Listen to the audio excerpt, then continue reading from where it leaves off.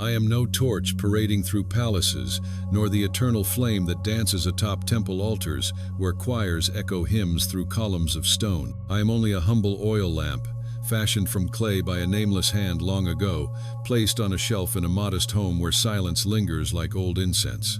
My light does not dazzle. It does not command attention. It wavers and clings to the air like breath held too long.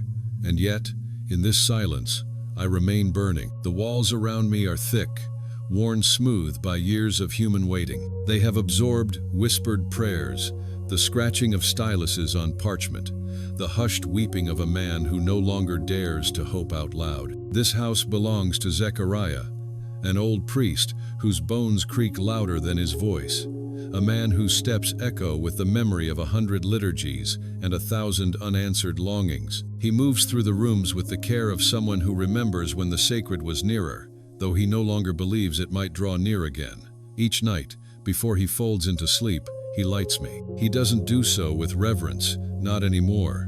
It's more of a reflex now, a gesture inherited from years when lighting a lamp felt like calling the heavens to listen. But even habits have roots, and roots remember the rain. I see him now, his form slouched beside the bed, hands folded as if cradling something lost.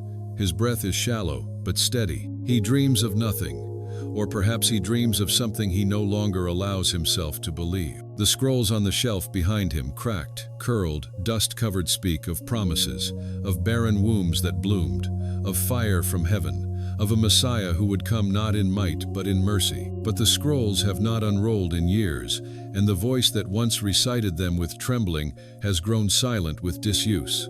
Yet here I am, burning. Tonight, my oil stirs as if touched by a hand unseen. My wick shivers in the stillness. Outside, the sky is veiled in cloud, and even the moon dares not speak.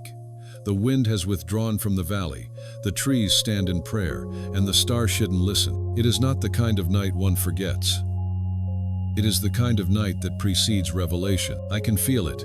Every shadow in this room is tighter than usual, as if recoiling from something holy. The silence is not void. It is full, brimming with anticipation, like the moment before a child's first cry. I have existed through hundreds of nights, many of them darker than this one. Nights of exile, of mourning, of solemn rituals performed to a God who seemed far away. But never have I known a silence like this, a silence alive, a silence that waits. Zechariah stirs. A sigh escapes his lips, trembles through the air like a forgotten psalm. His fingers twitch as if grasping something invisible. I have no eyes, yet I see. I see the unseen weight pressing against the fabric of this world. I see the dust rising in expectation. I see what the priest cannot, that the stillness is sacred, that the emptiness is pregnant. I burn not out of duty tonight, but because something in the marrow of this moment demands it. Something ancient is awakening. I remember stories. I have heard them whispered from lips cracked by time and fatigue. Stories of angels who visited tents and caves, of dreams that altered destinies, of light that split seas and crumbled walls. They were always unexpected, always unsought, always divine. And now, here in this quiet house on the edge of a forgotten town, I sense such a moment is unfolding again, not with thunder, but with breath. Not with spectacle, but with presence. Zechariah does not know it yet, but heaven is drawing near, not to the temple, not to the mountain, but to this house, to this room, to him. The same God who spoke through burning bushes and pillars of fire is about to speak again, not through storm, but through stillness. And I am the only flame awake to see it. I burn, not for warmth, not for vision, but for witness. Because in a world that has grown cold with disbelief and deaf with despair, sometimes all that is needed is a small, steady light that refuses to go out. My flame is weak, yes, and my vessel is chipped, but I will hold the light for as long as the oil remains. I will glow until the first word is spoken, until the silence breaks, until the divine brushes the fabric of the ordinary and makes it holy. I do not know when it will happen. I only know that it is near. Nearer than breath, nearer than sleep, and so I burn. I burn because the weight is not empty. I burn because hope is not dead. I burn because the word is coming, and even the smallest flame can prepare the way. Even the quietest watcher can be part of the promise. And tonight, in this stillness deeper than fear, I wait, and I shine. I have not rested since that night. Something in me changed when the silence shifted, when the weight of waiting gave way to a breath I could not see but deeply felt. My flame no longer flickers out of habit or tradition. It listens, it leans, it remembers. The days have passed not in haste but with the slow cadence of something sacred taking root. And though nothing dramatic has happened since, I feel as though every passing hour is laced with holy tension. Zechariah moves through the house not like a man aging but like a man awakening from a long sleep. He no longer speaks, but his silence is not heavy, it is filled, pregnant with meaning. Every time he picks up the stylus to write, I sense the trembling in his fingertips, not from frailty but from reverence. He does not understand the fullness of what has begun, but he knows something divine has brushed his life. I see it in the way he watches Elizabeth when she enters the room. I see it in the way he pauses, hand pressed against a wooden beam, as if listening for something buried in the stone. He is waiting for the word, not a word he can speak, but a word that speaks him into being again. And Elizabeth, her countenance has softened. There is joy there now, though it is a quiet joy, worn like a veil over years of disappointment. She does not speak of the child growing within her as a miracle. She lives it. She carries it as one who knows the rhythm of prayer unanswered, who understands that hope is most real when it is least certain. I have watched her stand in the morning light, one hand resting on the curve of her abdomen, her lips moving in prayer not meant for ears, but for eternity. The silence that surrounds us now is no longer absence, it is expectation. It hums beneath the wood grain, breathes in the folds of garments, nestles in corners that once held only dust. Even I burn differently. My flame no longer dances merely to light the room. It leans forward, as if drawn by something beyond the walls, something drawing near, slow and inevitable as dawn. The child Elizabeth carries is not just a child. He is movement. He is preparation. He is the breath before the song. And though neither of them fully understands the magnitude of what has begun, the house itself does. I do. The walls remember the silence of centuries. The floorboards have borne the weight of waiting. And too carry flame. Flame that has seen too many nights pass with nothing but dust and ritual. Flame that now sees a future seated in this very room. Zechariah's writing fills more scrolls each day. He writes not just what he remembers, but what he senses, as if the very silence imposed on him has turned his body into an instrument of divine memory. I have watched words spill from him that did not belong to the tongue he once used. They belong to the soul now awakened. Elizabeth, too, has changed in ways that language cannot hold. There is a light in her steps, not the vigor of youth, but the dignity of fulfillment. At night, she speaks to the child as if he can hear, and perhaps he does, or perhaps the word listens even before it speaks. In the hush of these evenings, I feel it not just anticipation, but communion. The divine has not passed us by. It has entered, it has dwelt, and though the world outside sleeps unaware, this house has become a tabernacle of the not yet. I burn now not as I once did. I do not flicker with fatigue or duty. I burn because something eternal is gestating in time. I burn because I have seen the beginning of a beginning, and I will continue to burn through the sleepless hours and the ordinary days, because even the smallest light has its role in preparing the way. I am no prophet, I am no voice, but I am flame, I am witness, I am presence, and perhaps that is enough. Because sometimes, before God speaks, he gathers the light. Sometimes, before the heavens part, he enters a home and lets the silence speak. And in that holy silence, I remain. I watch. I glow. I wait for the word to stir again. I have burned through many nights, but never a night like this. Never a moment when the silence I have grown so used to is not only interrupted but transformed. I feel it first in the air tense, charged, as though something invisible has drawn breath. Zechariah and Elizabeth are no longer merely waiting. Tonight, the wait ends. She labors now, her body moving with the rhythms of pain and promise. The house, once quiet as a scroll unopened, trembles with footsteps. hushed voices, the distant cry of a midwife calling for more water. I burn in the corner, my flame steady but alert, as if it too holds its breath between each cry. Elizabeth's voice, once rarely raised, now rises in pain but not despair. This is not the wailing of mourning, but the groaning of birth. Something ancient is being fulfilled in flesh. I flicker in awe. This is no ordinary night. For years, decades, perhaps centuries, I have lit spaces where hope struggled to stay lit. But tonight, hope enters the world not as a word spoken, but as a child born. There is movement, footsteps rushing in, a midwife's low command, water splashing into a basin, and then silence again, a silence heavier than before, charged with something more than expectation. It is the silence that exists in the split second before the divine makes itself known. I burn, still and small, the only light in the room besides the glow that radiates from the faces gathered around. And then it happens. The child cries. His voice tears through the stillness like a song remembered after exile. The sound is not loud, but it shatters something old. In that cry is promise, is prophecy, is the long-awaited proof that God remembers. I see Zechariah standing, slow and uncertain. His eyes fill with tears not of confusion, but of recognition. He takes the child into his arms. The room quiets again, but the silence is no longer empty. It is reverent, expectant. Then someone asks, "What shall the child be called?" And Zechariah, who has not spoken in months, reaches for a tablet. He writes, "His name is John." The name is not just a word, it is a door opening. And in the same breath, his mouth opens, his tongue is loosed. And what pours forth is not mere speech, it is fire. Praise erupts from his lips, ancient words reborn in him, as if the silence has forged a voice deeper than sound. He blesses God with a strength no one knew he still had. His voice, cracked and trembling, shakes the house more than the birth cry did.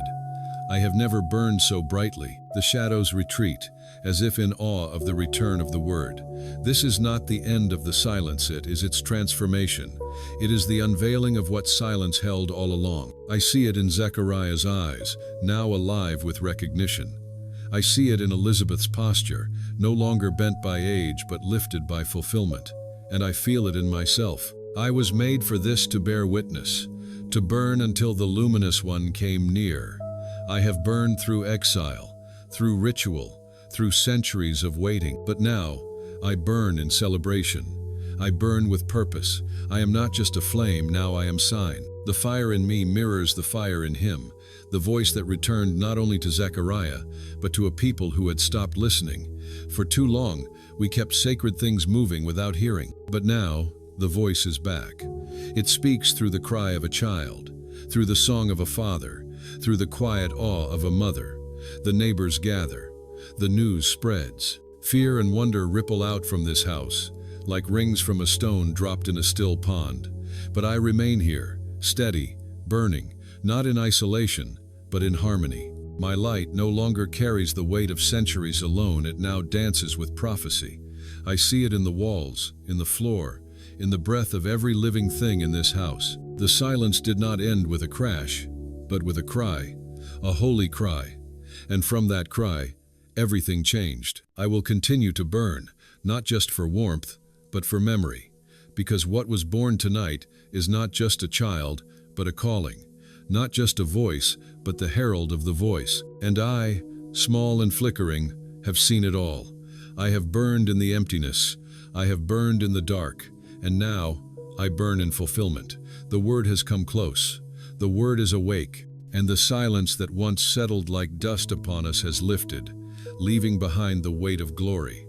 This is no longer the waiting place. It is the beginning. I glow because the dawn has begun to resonate outside, but from within.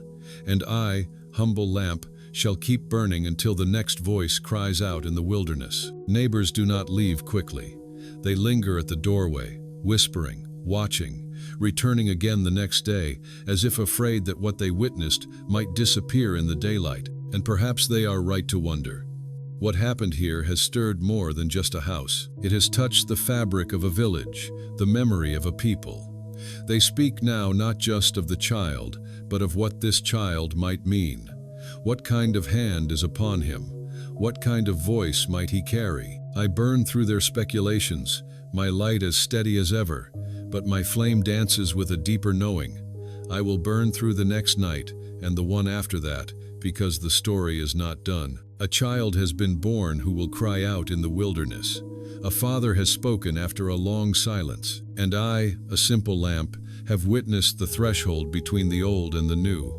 I do not know what will come next, but I know this: when silence breaks, something holy begins. The house is quieter now, not with the weight of absence, but with the rhythm of life settling into itself. I have remained on this shelf, unchanged in shape, but changed in knowing. The silence that once reigned here has learned to speak not in thunder, but in the footsteps of a child. He is small still, the one they call John. His legs are unsteady, his hands curious, and his voice a low hum of wonder echoes in these stone walls like a promise still unfolding. I burn most evenings, not because they need me to be seen, but because some lights are meant to remain even when no one is watching. Tonight, he sits near me. His feet barely reach the floor, but his eyes, they reach deep. He watches my flame as if it whispers secrets. He tilts his head the way children do when they are listening to something no one else hears. I flicker, and he mirrors me, swaying slightly, his fingers stretched toward the warmth. Zechariah sits behind him, quiet as ever, a parchment half written on his knee, the other half blurred into memory. The boy shifts closer, his gaze never leaving the flame. It is strange to be watched by someone so new to the world, yet to feel as if he sees through time. I burn, small and steady, and wonder if he knows that his life will burn brighter than mine ever could. Not with fire, but with purpose. There is a stillness in him that doesn't belong to children. He laughs like others do, but between the laughter is a pause, a spaces, if even at his age, he understands that joy must be held gently. Zechariah watches, but says little. Words have returned to him, but silence still sits comfortably beside him. Perhaps he has learned what I know, that not every truth needs to be spoken aloud. The child grows like a seed that knows the soil is sacred. I have watched him pick up sticks and stones, not to play, but to arrange, to observe, to listen. He listens more than he speaks, and when he does speak, his words carry the weight of watching. Tonight, he says nothing, just sits there, lit by my glow. I wonder if he knows, deep in his bones, that he is not made for ordinary days, that his silence will one day become thunder, that the quiet games of childhood are rehearsals for desert proclamations. I wonder if he feels the tug of wilderness already. There are moments fleeting but real when he glances toward the open window as if the world is calling him before its time. I have burned through generations, through priests and prophets and passing feet, but never have I felt such stillness as I do now. This boy, this flicker of divine intent, wrapped in small limbs and silence, is not just a son, he is a summons. And I, humble flame, have been lit to witness not only his birth, but his becoming. I burn to mark time, but now I burn to mark destiny. There is a fire in him, still hidden, still waiting, and I see it not because it glows, but because I recognize it. I have seen that fire before. I burned the night Zechariah met the angel. I burned the night silence became speech. And now I burn again, not just to light a room, but to echo a calling. The child stands now. He walks to the edge of the doorway, stares into the night. There is no fear in him, only hunger not for food, but for something wide and wild. I remember when others looked out that same door with weariness, but not him. His eyes are not tired, they are ready. Zechariah calls gently, and the boy returns to his side. The parchment lies forgotten, the lamp still burning. I feel the oil thinning, but I do not mind. I will burn until the boy no longer needs my light, until he finds his own fire. And when that day comes, I will fade gladly. For what is a lamp if not a witness to the dawn? What is a flame if not a bridge between night and morning? I was lit to watch, to wait, to whisper without sound. And now, I am here, still burning, still watching, as the fire of a prophet grows in the silence of a child. They say children do not remember the early years, that memory only begins when language takes shape. But I wonder if this boy, this John, will remember the warmth of my glow, the smell of oil, the soft breath of light that touched his face while he was still learning to walk. I wonder if the silence we shared will stay with him when he is older, when his voice echoes across dry valleys and riverside crowds. Will he remember the nights spent watching a flame, the nights when nothing happened but everything was being prepared? I burn not just to see, but to be remembered. And if he does remember me, it will not be because I was bright.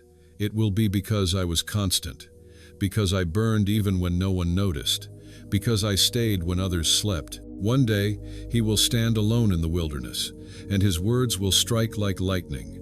But tonight, he is still a boy, and I am still his light. I will hold this flame a little longer. I will burn until the shadows no longer need chasing. I will wait until his eyes no longer search for me. Because this is what light does, it shows the way, then steps aside. And when he goes, I will not weep, I will flicker in joy.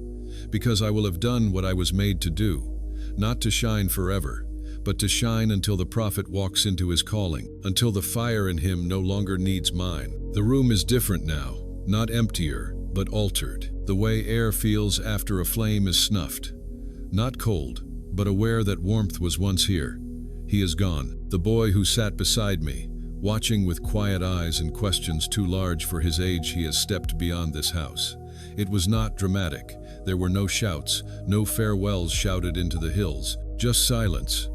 A silence deeper than any I've known. A silence that doesn't wait for something to fill it, but carries something away. Zechariah stood at the door, his hand resting on the frame, not to stop him, but to remember the moment. Elizabeth did not cry. Her eyes did not need to. There was a knowing in her face, a surrender that had been gestating as long as the child within her womb once had. This day was always coming. We just pretended it would delay a little longer. I burned through the night before he left, slower than usual, as if I too was hesitating. He packed little, a satchel, a staff, not even a cloak thick enough for wilderness winds. But perhaps he carries something thicker: conviction. I watched him pass by my shelf one last time, his fingers brushing the stone beneath me, not as a farewell but a blessing. He did not look back. Prophets rarely do. There is a fire inside him now that I can no longer tend. Mine was for his beginning. His is for everything beyond. Zechariah has not spoken since he left, not out of muteness, but memory. I hear the creak of his steps during the day, the soft tremble of parchment being folded at night. He reads the old scrolls again, sometimes aloud, sometimes to the walls, sometimes to no one, and sometimes I believe to the boy's memory, as if hoping the words spoken here might reach wherever he walks now. The house has not been swept.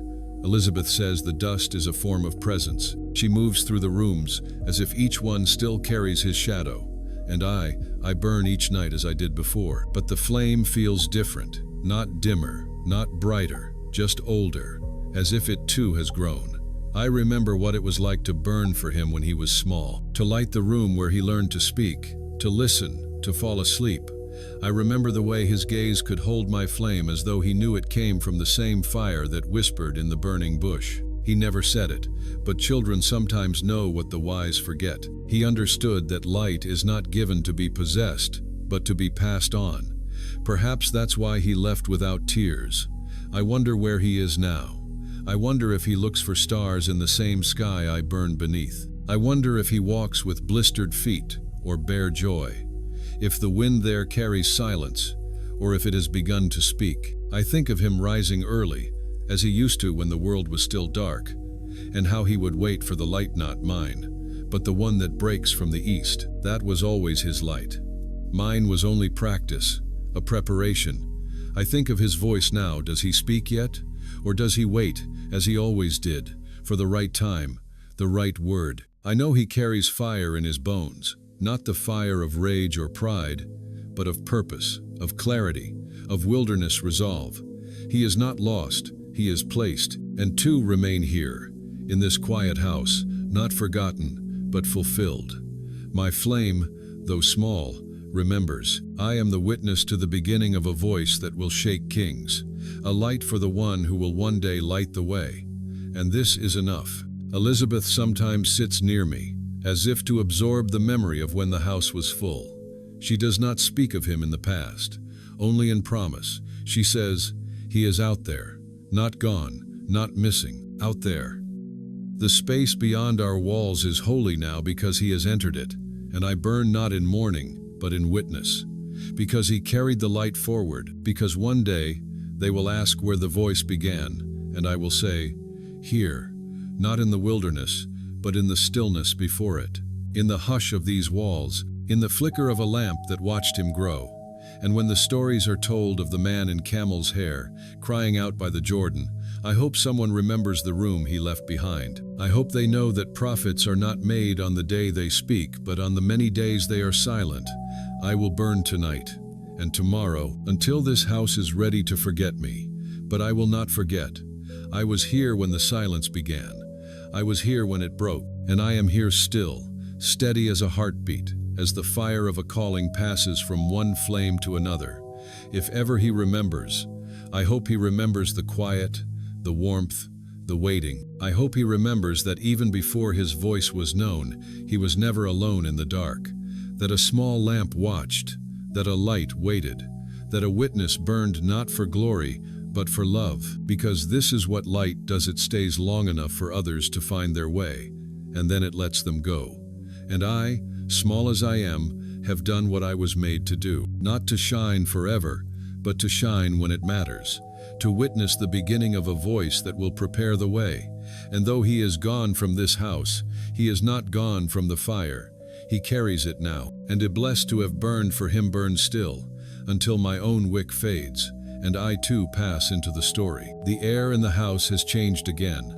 It carries the weight of time, the soft dust of memories walked over too many times, and the hush of something coming to an end. Zechariah lies in his bed, not with pain, but with peace.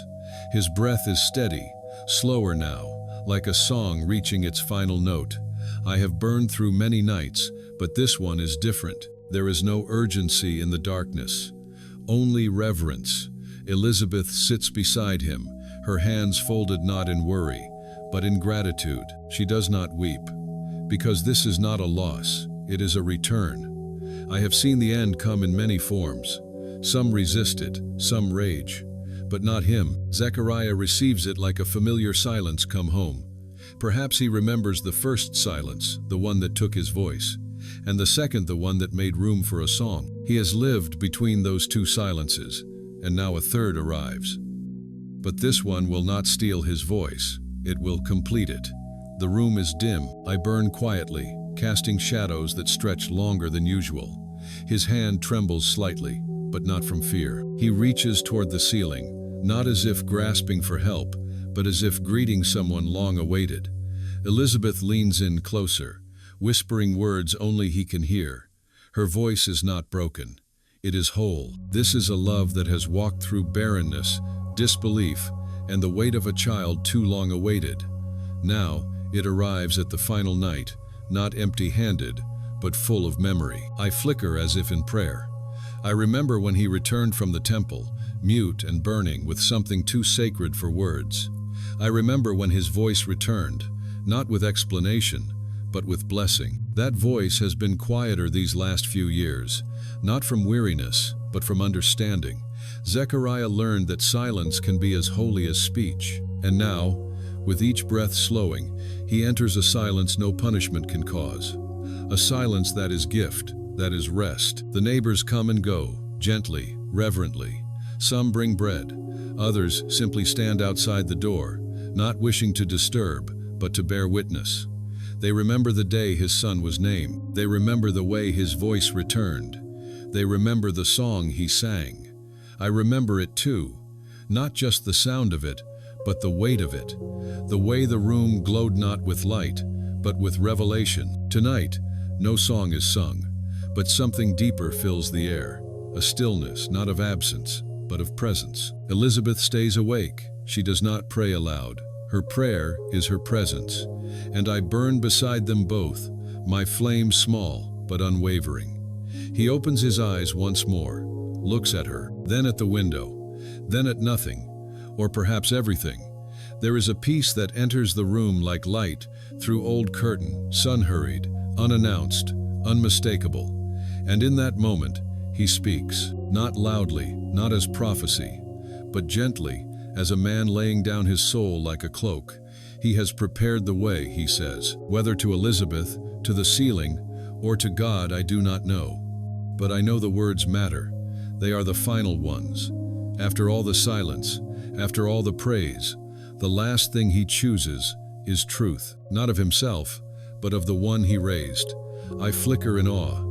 The flame does not leap at boughs, because what just passed between earth and heaven is not death, it is return. Zechariah breathes no more. Elizabeth rests her forehead on his hand. No sobs, only a long exhale, as if she has been holding something for years and now finally releases it. I burn still, witness to this holy transition. The room is not empty. It is full of memories, of promises kept, of journeys completed. The neighbors return. They speak in hushed tones, some kneel. A few light candles, but none burn like mine, because I have seen what they have not. I have burned through his doubt and his belief, through silence and song, through waiting and fulfillment, and now, through farewell, they will bury him tomorrow. Near the olive trees, where the soil remembers tears and blessings, Elizabeth will wear gray. She will walk slow, not from grief, but from the weight of sacred memory, and two will remain, not forever, but for now, until the room no longer needs light to remember, until the stories told by neighbors carry enough warmth of their own, until the child, now a man, hears in the wilderness that his father has gone home. I wonder what John will do when he hears. Will he weep? Will he pause? Will he speak the words Zechariah once sang? I think he will look up, not down, because this is not an ending, it is an opening. One light has gone out, and another has begun to rise. I will burn tonight, not in sorrow, but in reverence. Because the man who once could not speak has said everything that mattered. Because silence has been honored. Because a father's final word was not about death, but about the path made straight. And I, small flame, watched it all, and now carry the last light of his memory until dawn. They will remember him in Pesach's robes, his silence, his song, but I remember him whole, as the one who waited, doubted, believed, and blessed. I remember his footsteps across the stone floor, the way his hand hovered over the child's head in prayer, the hush of awe in his voice when he first said, "His name is John." I remember the nights he sat awake while the world slept, the parchment never finished, the ink smudged by trembling hands. I remember how he learned that God's promises come not on our clock, but in the fullness of time. I remember him not because he was perfect, but because he was faithful. I burn still, not to mark his passing, but to honor his path. A priest, a father, a witness, and now a name spoken in heaven. Zechariah, the one who heard, the one who believed again, the one who gave his voice back to the promise. Tonight, the house sleeps, but I, a small lamp, keep vigil, because this is holy ground, and the story is not over. It is only passing to the next voice. The wind here is different. It does not whisper like the breeze of home. It speaks in dry tongues, scraping over stone and bending branches that have forgotten the sound of rain. I am not meant for this place, and yet I burn.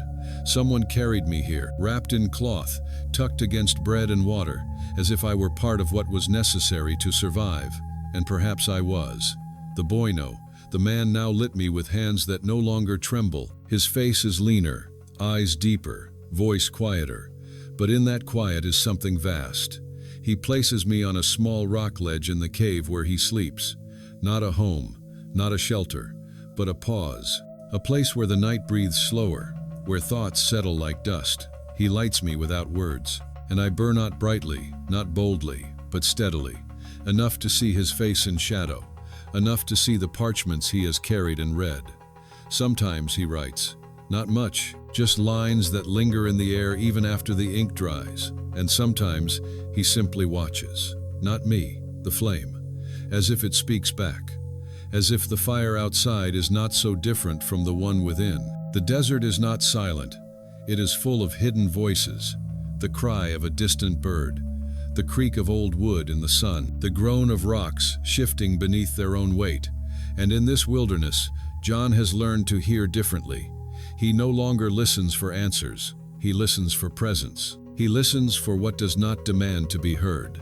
I have watched him fast, pray, walk in circles, sit for hours with eyes closed and not move at all. There are days when he doesn't speak a word, but his silence is not emptiness. It is filled with waiting, with watching, with readiness. At night, he lights me again, not because he needs to see, but because something in him honors the flame, as if my flicker reminds him of the voice he carries, not yet spoken, but growing. The wind outside the cave howls. Sometimes it sneaks in through cracks and dances with my flame. I shiver, but I do not go out. He shields me when the gust is too strong. He cups me gently, like a promise he hasn't spoken yet. There are nights when he weeps, not loudly, but the kind of tears that fall without asking permission. Tears that come from remembering, from yearning, from the ache of carrying something that no one else sees. I burn through those nights too, and in them, I see him becoming, not a boy, not just a man, but something more, something sent. He does not know the hour, but he knows it is near, and so he waits. He does not rush the moment. He prepares not with speeches, but with stillness, not with noise, but with noticing. He watches the horizon every morning, as if waiting for the sun to say, now, and his small, silent, steady eye burn beside him. The oil runs thinner each night. He does not refill it, not out of neglect, but because he knows, my time here is ending. One night, he lights me for the last time.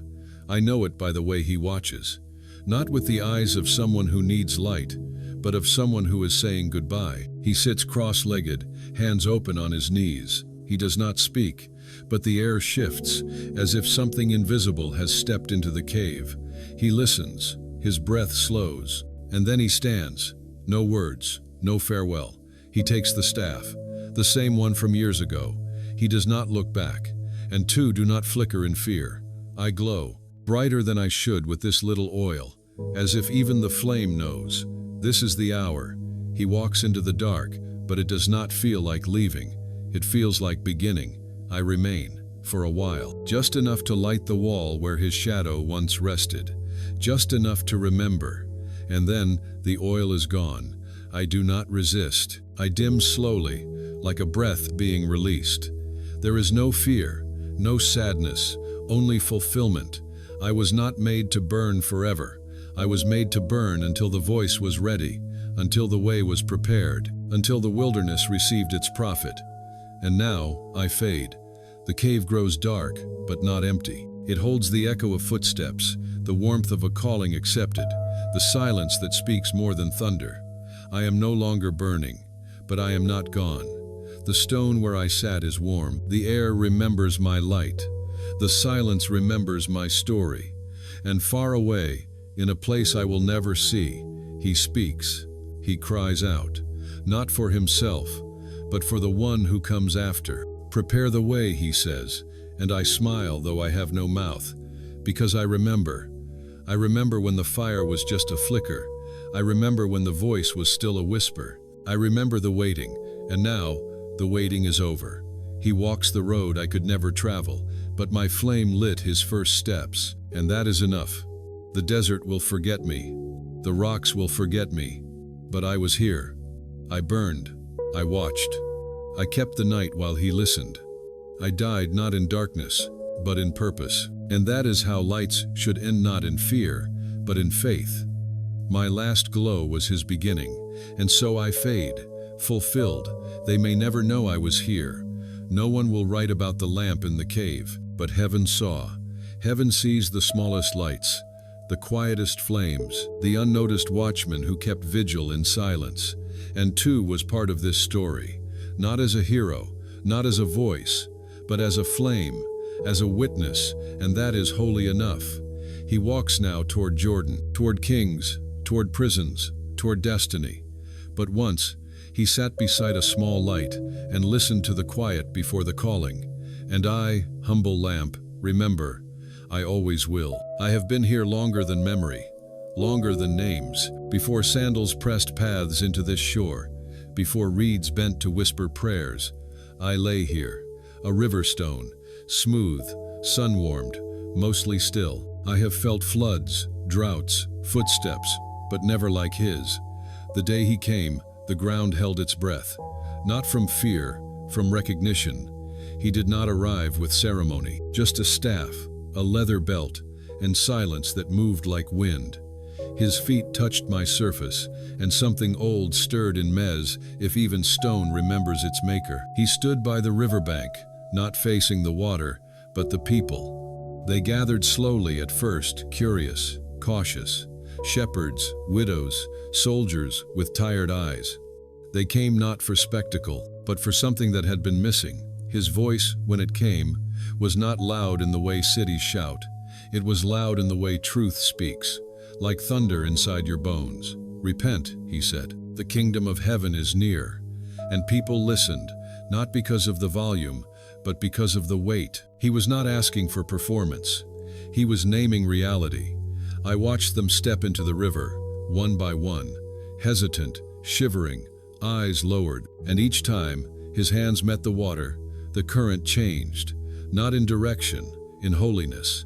The Jordan has always moved, but now it carried confessions, carried longing, carried newness. I felt it. I felt it in every splash that landed on my skin, not just water, but turning, but release. I felt hearts shed their shame like sandals on the bank. He never shouted, never boasted. He simply invited, make straight the way. And somehow, people believed him. Not because he was polished. He was wild, sun-darkened, clothed in camel's hair. But his eyes they saw. Not just sins, but stories. Not just guilt, but grief. And when he lifted his hands to the sky, it was not to show power, but surrender. I watched it all. A stone, but not unmoved. Creation knows its turning point. I know mine came when he knelt beside me to pray. Not for himself, but for readiness. I heard his breath slow. I heard no words, just a stillness so deep, even the river paused.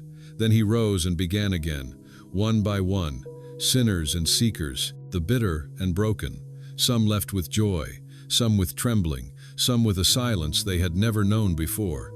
But all were changed. I felt it in their footsteps as they returned up the bank lighter, steadier. This was not magic, it was mercy. It was a voice that did not say, "You are too late," but, "You can begin again." He stood among them, never claiming, always pointing beyond. "One is coming," he said. I am not worthy to untie his sandals. And the way he said the believed it. It wasn't humility alone, it was certainty. The kind that grows in desert silence, fed not by applause but by clarity. He knew who he was, and who he wasn't. I waited, like he did.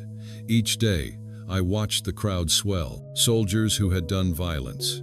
Tax collectors whose hands trembled from taking too much. Mothers who had buried sons. Fathers who had forgotten how to pray. And he welcomed them all. Not to himself, but to repentance, to return. He was not a destination, he was a road sign, a voice. And then, one day, he came. Not with guards, not with a crowd, just a man with dust on his feet and calm in his step. I felt it before I saw him. The river changed, not in sound, but in memory. It remembered who made it. And Stone, old and silent eye, remembered too. He walked to the water like it belonged to him, because it did. John saw him and everything stopped. Not his breath, not the wind, just his eyes, wide not in confusion, but fulfillment. He knew. "Behold," he whispered, "the Lamb of God." And I trembled, not because the water moved, but because the heavens were about to. He stepped into the river. No fear, no fanfare, just presence. Holiness with dusty feet. The water rose to his knees, then waist, and John reached out not in power, but in reverence. The world seemed to narrow to a single point. 2 men, 1 river, a moment, and then he baptized him. The water covered, then released, and the moment he rose, the sky tore, not violently, but decisively, as if heaven could no longer keep quiet. Light poured down, not like sun, but like truth.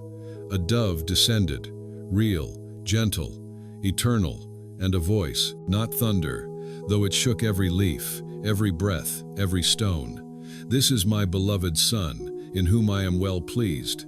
I have never heard such love in sound. It did not echo, it dwelled, it stayed. I felt it settle into me, into the water, into the people who stood breathless. Even the birds stopped singing, and he did not raise his hands. He did not speak. He simply looked at John, and then at the crowd, and then toward the wilderness. As if the road ahead had already begun calling, he stepped out, water dripping like promise, like prophecy fulfilled. John fell to his knees, and he wept, if a stone can weep. I have held kings, carried builders, heard stories carved in sandals, but never have I borne witness to heaven's voice kissing earth's water. I have no voice, no face, no name, yet I have never left his side. I was there when the river whispered glory. I was there when the heavens opened and the dove descended. I moved as he moved, fell long behind him as the sun bowed, curled at his feet when he sat. I am his shadow. I do not speak, yet I carry every silence. I do not think, yet I remember. And I remember the day we left the water and stepped into the wilderness, not called by comfort, led by spirit, driven by love that dared to test. The desert did not welcome us. It waited, with stillness sharper than thorns and rocks, older than promises. And he did not resist it. He entered like one who belonged, like one who was expected. His steps were slow, not hesitant. His breath deep, not afraid. I stretched with him over each ridge, each dry riverbed. I lengthened when he stood tall and curled beneath him when he curled in sleep. There was no crowd here, no witness but me and wind. No applause, only hunger and time. Days passed, 40, but he did not count them. He received them, with stillness, with thirst. His body weakened, yes, but his eyes they burned. Each morning the sun cast me longer and thinner, until I felt almost like breath. But he remained, grounded, rooted not in stone, but in purpose. Then, one morning, it came. Not storm, not beast, a voice, slick with scripture, sweet with poison, the tempter. He did not roar, he reasoned. If you are the Son of God. And I, bound to his heels, felt the air thicken, felt time twist. The offer was bread. Stones mocked him with their shape. He was hungry enough to command them, but he didn't.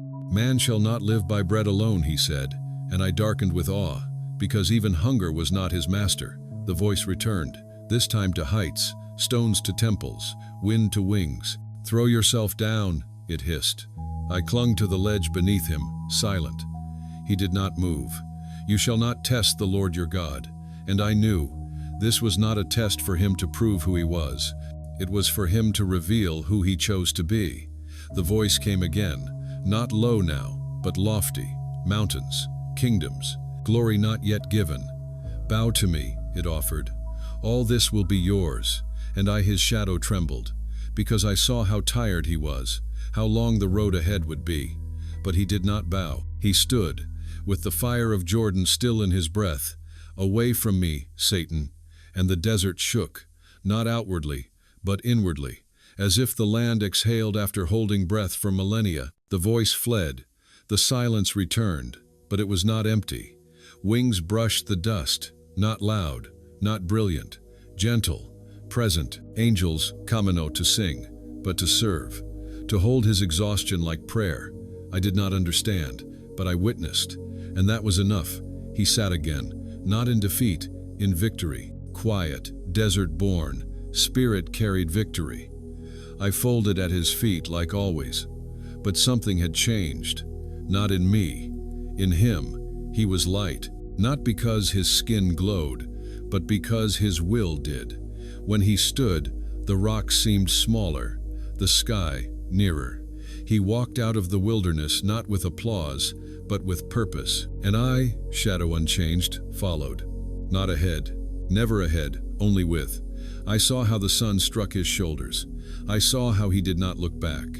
The silence behind us stayed full, as if the desert had received what it needed, and now released him. I had never known silence could be holy, but now I did. He did not speak, did not smile, but he was not broken. He was full, not of food, of resolve. He would walk roads now, find fishermen, touch lepers, tell stories that uprooted kingdoms, and two would stretch across boats and huts, through olive groves and synagogues. Always behind, always near. They will call him Rabbi, Prophet, Healer, Friend. But none will know what I know, that the first miracle was not turning water to wine. It was saying no to the wrong crown. That the first sermon was silence in the wild. That the first kingdom he claimed was within. He will one day be lifted high, not on thrones, on wood, but for now he walks, and I walk with him. I will fall beside him in Gethsemane. I will stretch long on Golgotha, but I will not leave. I cannot, because I am his shadow. I carry no glory, I hold no power, but I have seen what the desert made clear. That love chooses obedience. That identity needs no proof. That the Son did not conquer the wilderness by might but by trust. And I, silent and always near, remember, I was not born in daylight. I was formed in tension, pressed from flesh and fear. I came from his brow not as a tear, not yet as blood, but as something in between, a sweat, one of many. But I remember my moment, because it was not just salt and water. It was prayer made liquid, pain made visible. I fell not by gravity alone. I was pushed by surrender. The garden was not quiet that night. It breathed like a beast in the dark, thick with olives and dread. The trees leaned in, heavy with knowing, and he was there, alone, though others slept nearby. 3 he had asked to stay awake. 3 who loved him but could not keep their eyes open through agony. I felt their breath, slow and shallow, unaware. But his was uneven, pulled from deep within. I felt his heartbeat through his skin before I ever slid from his temple. It thundered with the weight of a world, not the weight of nations, but the weight of choices. He knelt, forehead pressing soil, and the earth welcomed him, not in comfort, but in receiving. He whispered not to himself, but to the Father, words I cannot repeat, not because they were unclear, but because they were sacred. If it be possible, he said, let this cup pass. But even as the words left him, I felt the resolve beneath them. Like roots under soil, strong, hidden, I clung to his skin, born of sweat but heavy as grief. And then I fell, not fast, not light. I rolled from his face and hit the ground with weight no drop should carry. I landed not on stone, but on holy struggle. The others slept still, their dreams unbothered by the night that tore him apart. He returned to them once, twice, 3 times, always alone, not in anger, but ache. Could you not watch with me 1 hour, he asked. No reply. Sleep was louder than sorrow. But I remained. Not just me, others like me. Each born of prayer that did not change the plan, but prepared the heart. He wept through skin, not through words alone. And heaven did not answer loudly. No thunder, no dove, just silence, but not absence. He knew the Father was still near. That was enough. Then came the angel, not with sword, but with presence. Not to remove the cup, but to steady the hands that would take it. I watched his shoulders rise and fall, not in panic, but in readiness. His knees bore the garden's soil. His hands clutched it like it was the edge of a cliff. But then his breath deepened. Not calm, but committed. He stood, slowly, sweat still tracing down his face, like rivers finding their end. I had long since dried, but I remembered everything. The torchlight came, footsteps like judgment. Judas stepped forward, lips with lies behind them, heart split between fear and regret. He kissed him, and it was not affection, it was signal. And still, Jesus did not pull away, not from the kiss, not from the arrest, not from the will that had formed in Gethsemane. I watched the soldiers seize him. Peter struck, sword flashing, and one ear fell. But Jesus healed even in arrest, even in betrayal, even in darkness. I had once fallen from his brow, now I watched him surrender, not as victim, as vessel. He went not because he had no choice, but because he had already chosen. Long before the cross, long before the whip, right here, in the press of the olive trees, where sweat became blood, where silence bore truth, where fear was met, not denied, but embraced, and in that embrace, defeated. I was a drop of sweat, but I carried within me the memory of that choice, a yes that changed everything, a love that did not feel good but did what was needed. I had no eyes, but I saw. I had no mouth, but I witnessed. I had no pulse, but I carried the echo of the moment God bent low and did not turn away. They will speak of crosses and crowns, of tombs and resurrections, but two will remember the garden, the soil that drank sacred sweat, the air that held silent surrender, the shadows that watched the Word make himself weak. I am forgotten by now, washed into the dust, lost in the wind, but I was there, and I will never be unmade. I carry no glory, but I knew it when I touched his face. He could have run, he could have called angels, but he stayed. For love, for purpose, for a world that would mock and miss and murder, he still stayed. And when they led him away, I watched from the dust, content to fade. I was not a sign, I was not a miracle, I was a drop, but I was a drop from the face of God in agony. And that makes me holy. That makes the pain holy. That makes every cry in the dark a part of something eternal. I do not exist anymore, but I was there, and I remember.